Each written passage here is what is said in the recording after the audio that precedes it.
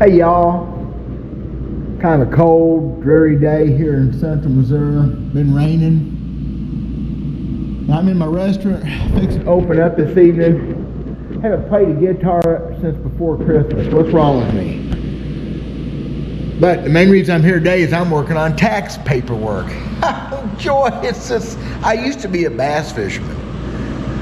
Hold on a few seconds, I'm gonna tell you a story or three. That's the plan. I'll be right back. I'm Dale Verts. Used to bass fish.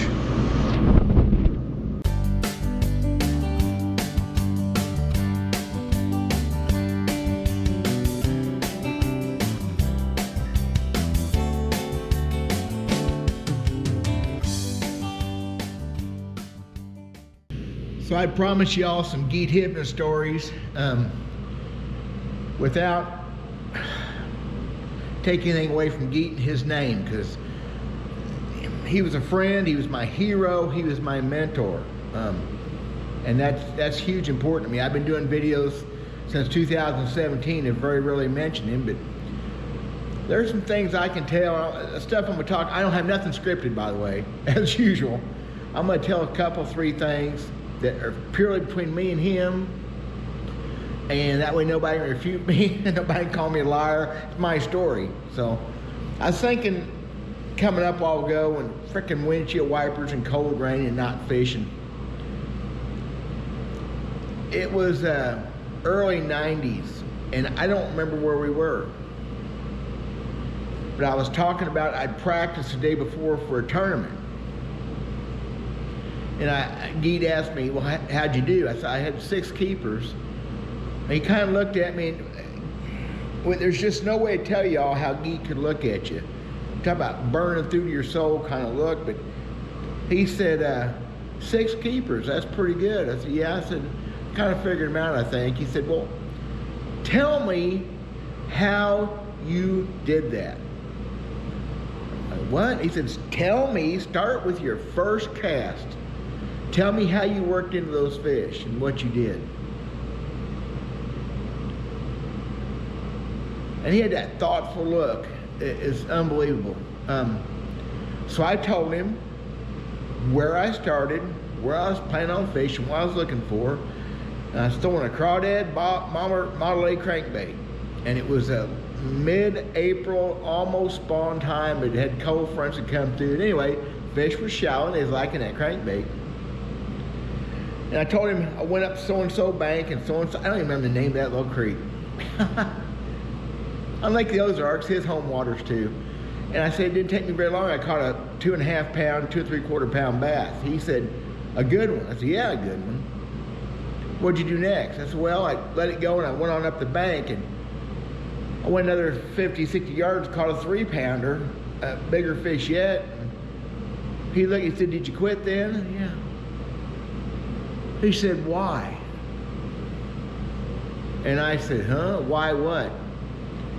And you need to understand, Gete was a gentleman, pure mountain man, old school.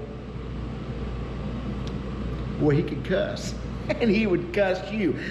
But if he cussed you, he liked you. It's when he was real polite to people, which you better watch out.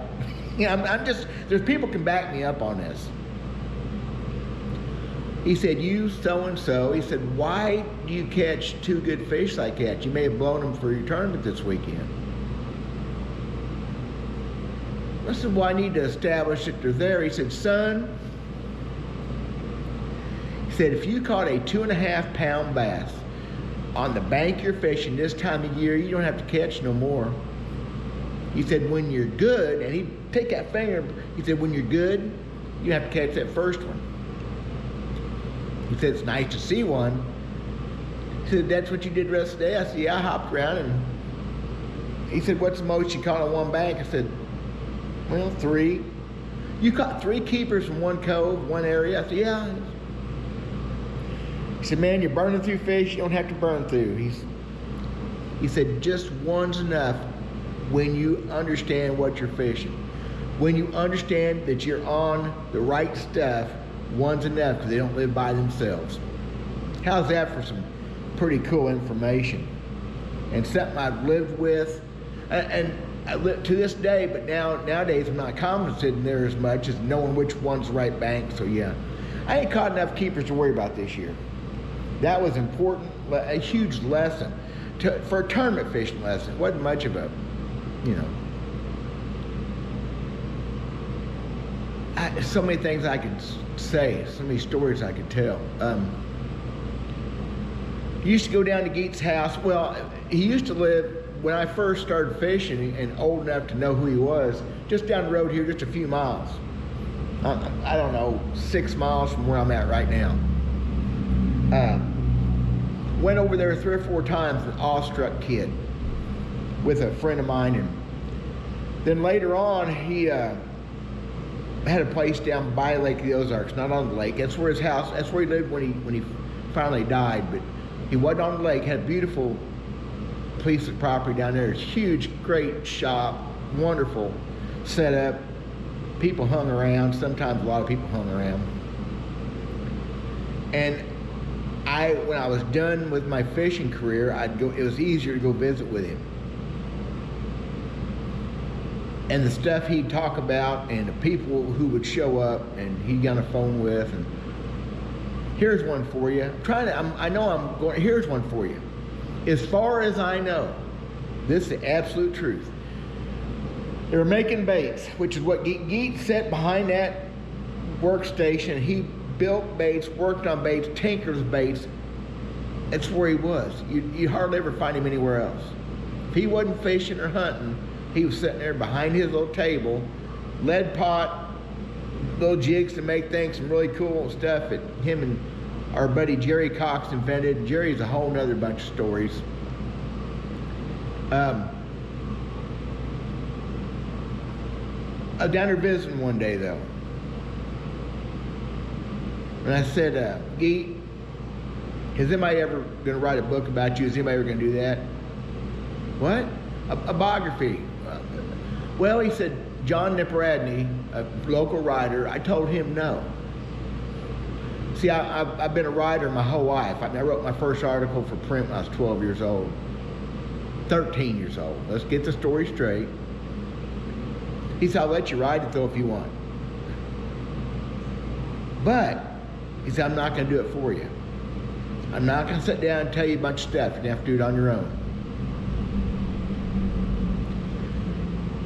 I get it. I mean, he would have answered questions, but he was not gonna sit there and tell me his story.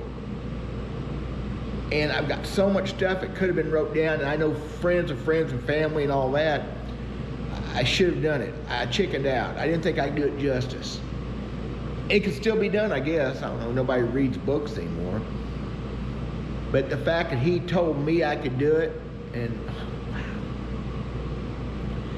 we're sitting there one day in that shop, and I wasn't there when the exact thing happened, but they're coming up with baits and working on tackle. And he said, let me have some peanut butter and jelly. As far as I know, they were the first ones to name colors that way. Cherry pie, chocolate mash, peanut butter and jelly. I'm almost positive that Gete invented that. Gete, Dion, and Stella. We said that one day, we were all throwing names at each other. Banana split. You know.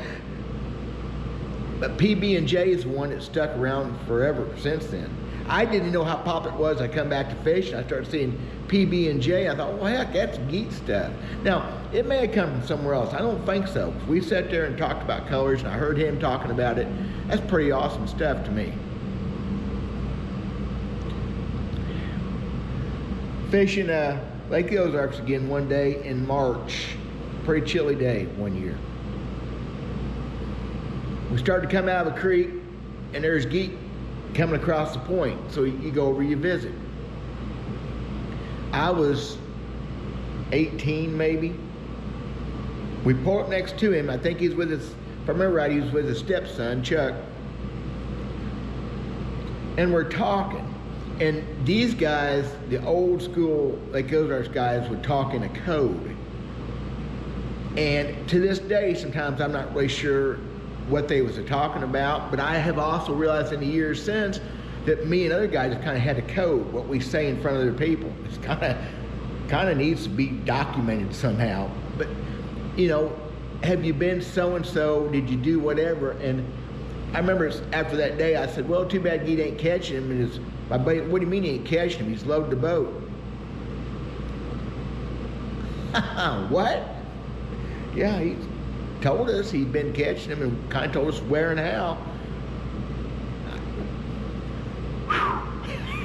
I didn't get it. And trying to think back what they was talking about. I got some of it later, but I still don't know. But I've caught myself with buddies over the years tournament fishing in front of other people, kind of talking in that code. I was thinking of Austin Powers View where they talk that gibberish language, whatever. Another time on Lake of the Ozarks, cold. Matter of fact, within a year or so of that. And I think he's with Chuck then too. Chuck was pretty safe to fish with. We pulled up next to him talking, and I heard a fish splash in his live well. I heard it.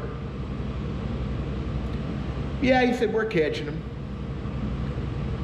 And I don't think he had a tournament come up directly, but anyway, I'm looking at them live wells, and I think one in the front, he said, the guy with, show them to him before he has a freaking heart attack. He opened live wells up and ain't nothing but belly buttons and backs. I mean, 8-pounders, 7-pounders, this wide. It was amazing to an 18, 19-year-old kid. What did you catch those on? He said, a jig. Speechless, which is hard for me to be. So I'm sitting there talking, and I'm not grasping why they've got 8 or 9 big old, I mean, there wasn't no little fish in there, 3 pounds, 4 pounds, maybe, I don't know. All I remember is those ones this wide. There was bass in there bigger than I've ever caught in my life. And on the rod box, on the side of that old boat, also look over to crawdad, crawling down top of that rod box. I said, what's that? He said, how did he get out? Where did he come from? He picked it up and I put it in a freaking bucket in front of the console. Learned a lot that day about my buddy Gete. He wasn't afraid to fish however it took to fish within rules. I mean, this wasn't no tournament. And later on, I found there was moving bass, which I've been accused of too. Probably not unduly. They were stocking a hole. Sometimes it worked, most of the time it didn't, but it didn't hurt. Catching them on them crawdads. Bet you never heard that story before, have you? Big old bass. Gete caught them up to 11, 12, 13 pounds like the Ozarks over the years. Man. I'm gonna tell this one real quick. It's gonna make myself look good, and I don't want it to be that. Don't sound wrong. We're at Gete's house. We were trapping. It's trapping. I said I'd go over there during trapping. He wanted to see my critters. He's a mountain man. I could tell, gosh, there's stories I tell there too. He'd been a trapper. He's a poor man. Back in the day, fur was worth a lot of money. He paid a lot of bills catching critters for fur. I paid a lot of bills back in the day. We were over there one day, and I had a bobcat, and I had a red fox. You know what? I'll find that picture. I'll put right here. I'll put that picture in. I think I had that picture.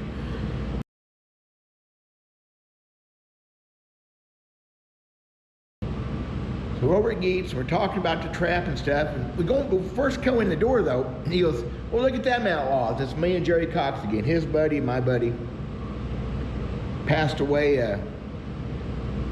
about a week after Gete did. It was really weird. Gete said, where have y'all been? And I didn't answer nothing, and Jerry didn't say nothing. He goes, seriously, what's something going on? What's the matter? You need to understand that a guy like Gete drew a lot of folks, a lot of attention, a lot of locals. And Gete was known to hand out free stuff and fishing line, which I've had guys give me stuff over the years. I was always huge appreciative of it. Man. But always a little bit put off by it. And guys hoping to glom on information and what have you. So I said, well, Gete, I said, you got a lot of guys hanging around here. And I, you know, they come in here, they want stuff. He said, let me tell you what, bud, you ain't one of those guys. chest swelled up right there. I got a tear in my eye, y'all.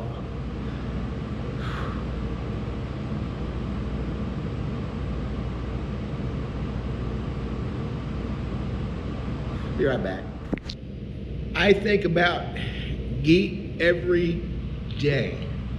I don't think about my own dad every day. Now, I was adopted, but don't make no damn difference. I think about Gete Hibdon and Stella and Dion and Chuck and the whole group all the time.